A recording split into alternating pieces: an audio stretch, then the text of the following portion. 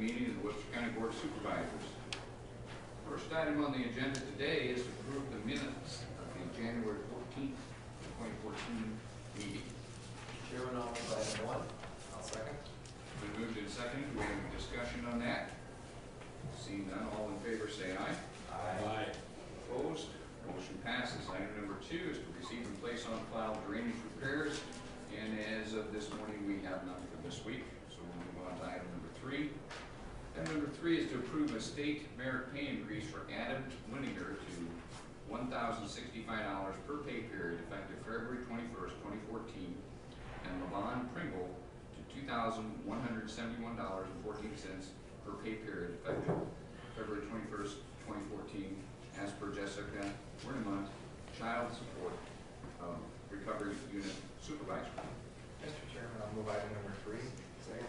It's been moved and seconded. Do we have any discussion on that? Seeing none, I'll call for a vote. All in favor say aye. Aye. Opposed? Item number 3 passes. Item number 4, approve the following wage increases as per the jail labor contract. Matthew Royster, $14.74 per hour effective January 17th, 2014. Douglas Dara to $16.22 per hour effective January 19th, 2014. And Austin Scott to $14.44 per hour effective January 30th, 2014. Mr. Chairman, I move item 4. I'll second the motion, Mr. Chairman. Thank you. It's been moved and seconded. Any discussion on this? All in favor say aye. Aye. Opposed? Item number 4 passes. Item number 5, receive and place on file the Webster County Compensation Board salary recommendations for the elected county officials for fiscal year 2014-2015. Chairman, I'll move item number 5. I'll second. All right. Moved and seconded. Do we have discussion or a presentation of this? I'm Bill Strick, I'm the chair of the board, comp board, and the information I'm handing out is, it shows you where Webster County is rated. Webster County is rated 17th population, and it's by the rated where like the auditor is rated, I think 24th, and then it lists the county that is rated 17th, like Clinton County, the auditor is rated 17th, and their pay is $101,000. And so the recommendation, we're trying to stay right around between 17 and 19 because our population is 17. We don't want to get too far out of balance, but we want to stay right around. As the county elected officials, right around between 17 and 19. I know it's a big jump this year, but I think if we do it this year, I think next year we'll be right around at 2%. It all depends on what cost of living will be. But I think next year we'll probably be looking for raises right around 2%. So the Webster County Compensation Commission has recommended the following salaries for 2014-2015. For supervisors, $35,000. Chairman of the board, $36,000. Sheriff, $82,000.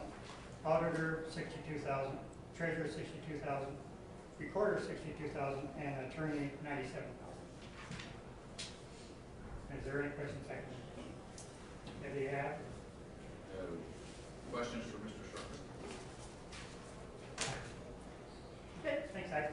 Well, thank you for your service. Thank you. Thank you to the board for your service. Okay, the motion is to receive and place on file the board's salary recommendations. Any other discussion by the board? Seeing none, all in favor of that motion, say aye. Aye. Opposed? Item number 5 passes. Item number 6, approve to assign tax sale certificate number P090002, parcel number 09123820002, to the city of Moreland, Iowa. Mr. Chairman, I'll move item 6. And a second. We have a motion and a second. Do we have discussion on this motion? Mr. Chairman, this is part of the process of putting up county health tax certificates. The city of Moreland contacted us and they were interested in this, and they actually have an assessment against it. So, any other comments? Questions? Seeing none, I'll call for a vote. All in favor of assigning the tax sale certificate, signify by saying aye. Aye. Opposed? Item number 6 passes. Item number 7, approve and authorize the chair to sign a funding agreement with the City of Fort Dodge for bridge replacement project number BRS-2690621-8J-94 along the north corporate limits of on 160th Street over Soldier Creek and between Section 33, Badger Township, and Section 4, Cooper Township. Mr. Chairman, I will put item number 7. Second. It's been moved and seconded. Do we have some discussion or explanation on this?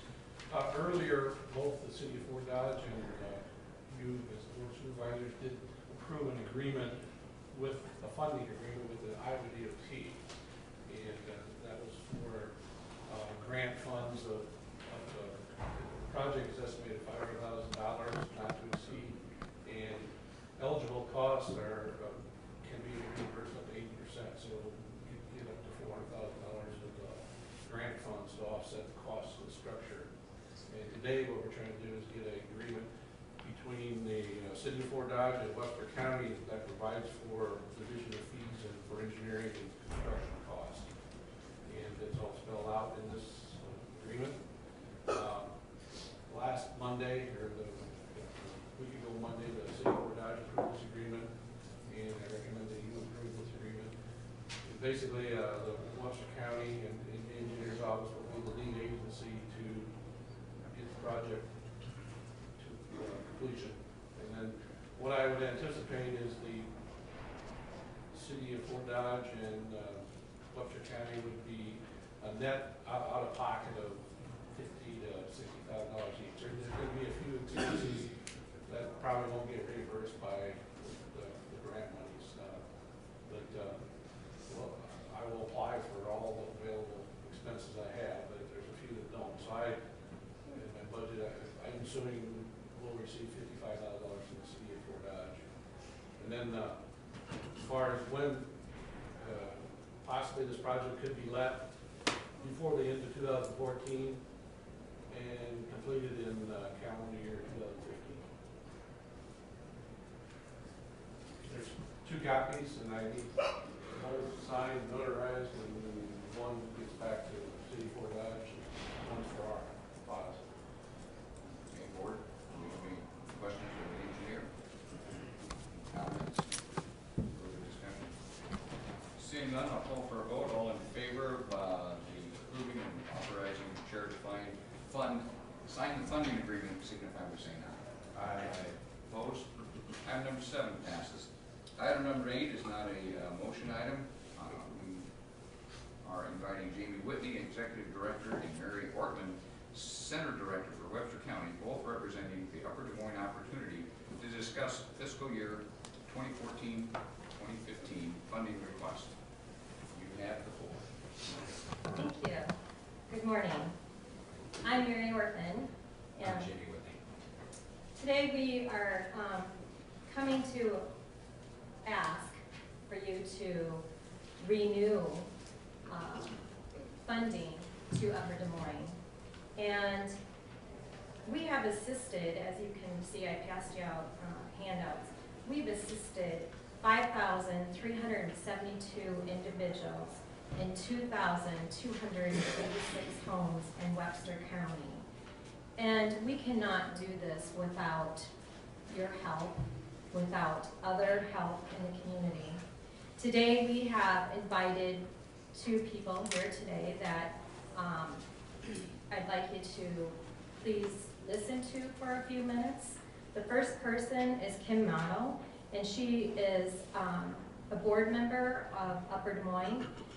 She has a little bit of a history as to past funding where Webster County has helped Upper Des Moines in the past, and I'd like to call her at this time to come up and kind of speak about that, please. Good morning.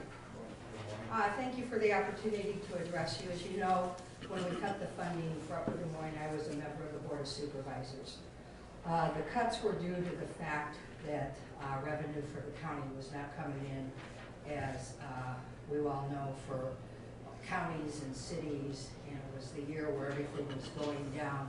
And the county had to take a very serious look on what we could fund and couldn't fund in order to keep employees. At that time, I had sat down with Irene Blair. We looked at general relief and we also looked at public health and decided at that time these were things that the county could continue to fund. However, folks, things are changing. You are not funding through your dollars through general relief 5,372 people. The money's not there to do that. Things are changing in the mental health portion of it where it's not going to be controlled by the county anymore, for them to step in and fund a lot of these programs that we were funding before. Public health is changing as far as grants status. You've got to look at what's going on with grants throughout the country.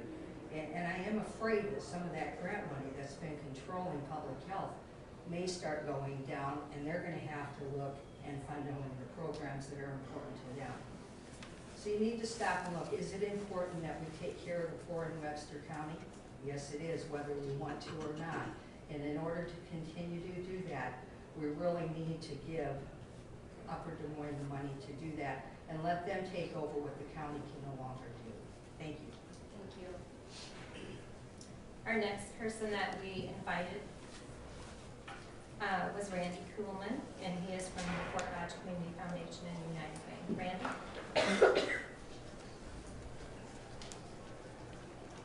Good morning. Upper Des Moines Opportunity plays a very critical role especially in helping disadvantaged families in our community that find themselves in a real financial crisis. The Fort Dodge Community Foundation and United Way, we partner with them on various projects to try to help these families that are in crises that may put them in a situation where they become homeless. They may be in a situation on a day like today where they get their power turned off and no heat. Oftentimes it may be a situation where they're behind on a water bill and a mom with 3 kids is going to have the water turned off, which means no toilets, no water in the house, no showers or anything. These families are truly in crisis. Upper Des Moines Opportunities is an agency in our community, as you saw the statistics that Mary alluded to earlier, provides a huge service to our county. I can't imagine what these folks would do if Upper Des Moines was not here providing that service.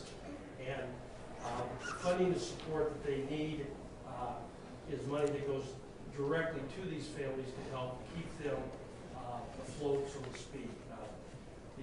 The United Way campaign funds go to support Upper Des Moines Opportunities as well, because that's part of our mission on the United Way side. But our minimum amount of funding, which is somewhere between, on an annual basis, $10,000 to $15,000 a year. This year there's an additional $10,000 grant, so it makes it for $25,000 a year. But that's just scratching the surface. So I do know that Upper Des Moines, in the number of counties they serve, most of those counties, they do receive county tax support for their services, and I would ask that you consider doing the same for them here in Webster County. Thank you.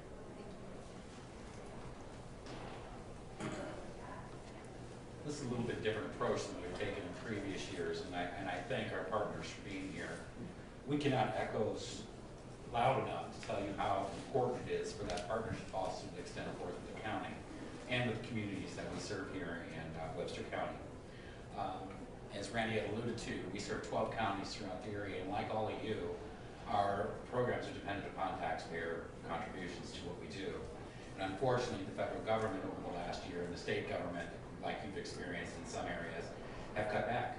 And that's been a real taxing situation for many of our programs. In some cases, it meant up to 32 children who have received Head Start services not to receive those services anymore. It meant low-income heating assistance cut for a lot of families. And after this year's cold snap, it definitely made probably a huge impact on many, many families down in this area. Probably the biggest thing this year that really opened our eyes is we received 2 new funding streams that we applied for and were successful in obtaining. One of them had to do with the Emergency Solutions Grant, as well as what we call our tenant-based rental assistance. With our TBRA, that's a program that's just getting on, and I've been working with that in Kansas for about 14 years. That one provides a rental subsidy until families can get into low-income housing through Section 8 and housing choice vouchers.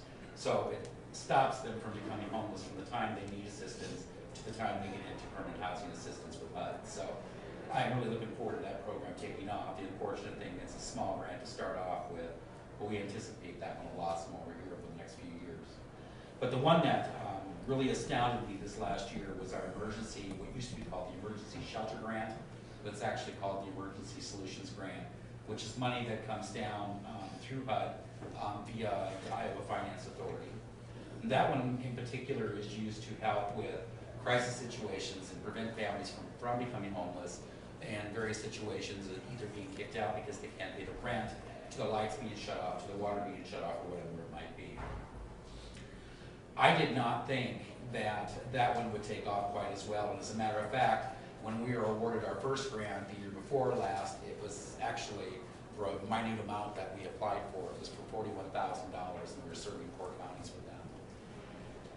We hit and hawed. We had to figure out a way, when we weren't awarded the full amount, how to rejuvenate that money and get it out there and disperse that among our outreach staff, because actually staff were written into that grant. And we finally figured out a way, but to our avail, it only had 3 months left in that grant to do that. It's a very difficult thing to do, to implement a program in a short period of time. I put the pressure on the outreach, and I was blown away. It wasn't just Webster County, it was also Buena Vista.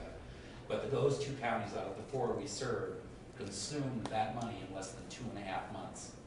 In less than 2.5 months, that money went. And the interesting thing is that we wrote for that grant. In that 2.5 months, we were able to report back, get a new grant in, and our finances doubled for that grant for this next year. That told me a couple different things. There was a huge need for that service in the 4 counties that we served, and the other was a huge need in the county of Webster, where a majority of our services went. And I cannot tell you, I spent a lot of time talking with the housing officials here on their public housing, how they echoed and cried that there is not enough low-income housing in the area, which I'm sure is something that you're all aware of. It's never enough in any of the areas with large communities. And we continue to support those individuals, but there's not enough services to keep the low income in their homes. And that becomes a real difficult time. It becomes real prevalent this time of year. So I want to tell you, the need in all our areas continues to increase.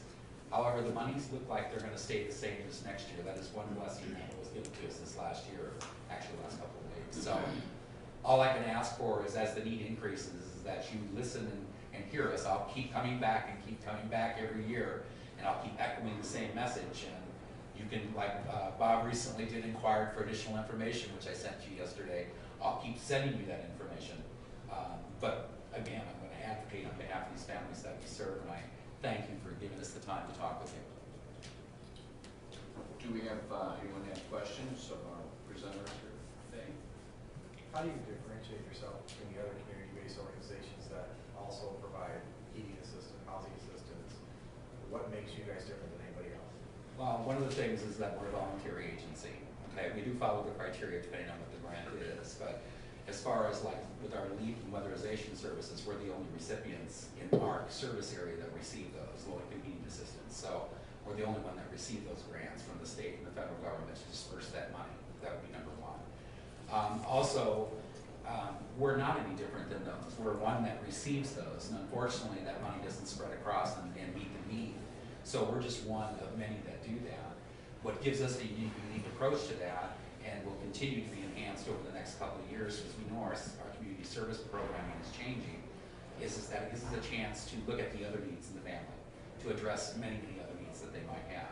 Also, we'll be looking at how does it give us the opportunity to improve their self-sufficiency, where they can become more self-sufficient themselves in the future without services. When you say you're voluntary, what do you mean? That other than the qualifications of the service that they're requesting, they do not have to meet any individual demands of our agency other than the program they're applying for. Do you have any kind of idea what your total funding stream breaks down to on what's generated and funded by tax dollars versus what's generated and funded by? Well, and this is an approximate. I have without the budget with me. I can't give you that. I can send you some money. Let me look at this 1 minute. I do know that last year, when we looked at our money in total, one of the things that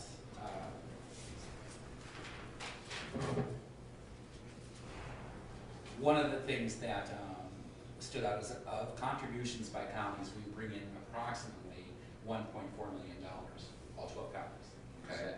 Is that contributions by counties, is that Local government. county taxpayer money, or is that Whatever. matches as per the community foundation, churches, things like that? Yes, the latter. Okay, all contributions. All contributions, okay. And we bring in approximately 13 million. So there. 13 million total. In all grants and all revenues, yes. So the majority of the money is coming from the federal and state government? That's right. Okay. What is your total budget? Approximately $13 million for all programs, for 12 counties. Do you have an idea how much you raised in Webster County last year? I do not right on me. I don't have the county breakdown other than what I gave you. What I can tell you is as far as privately, the county would be the majority of the money. We didn't receive any county money. Correct. Correct. But that was my question. What did you raise in Webster County last year? I would have to check that out. And I'd be more than happy to send it to you.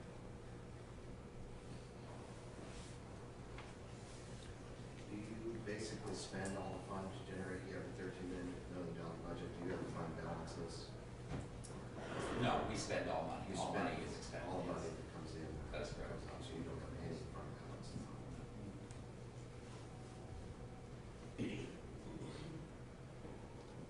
Audience have any questions, comments? Board? Well, thank you for the time you Thank took to you. speak to us today. You're welcome back at any time. These, as you can tell, are very exciting meetings. We will be back. We will not have item number 9. Amanda Milligan is not feeling well today, so she's been rescheduled for the 4th, I believe, of February. And we have item number 10 is a joint drainage telephone meeting, so we will be moving on that. And this is the time where the rest of you, if you'd like to get up, this is your opportunity to address the board with items that are not on the agenda. One at a time.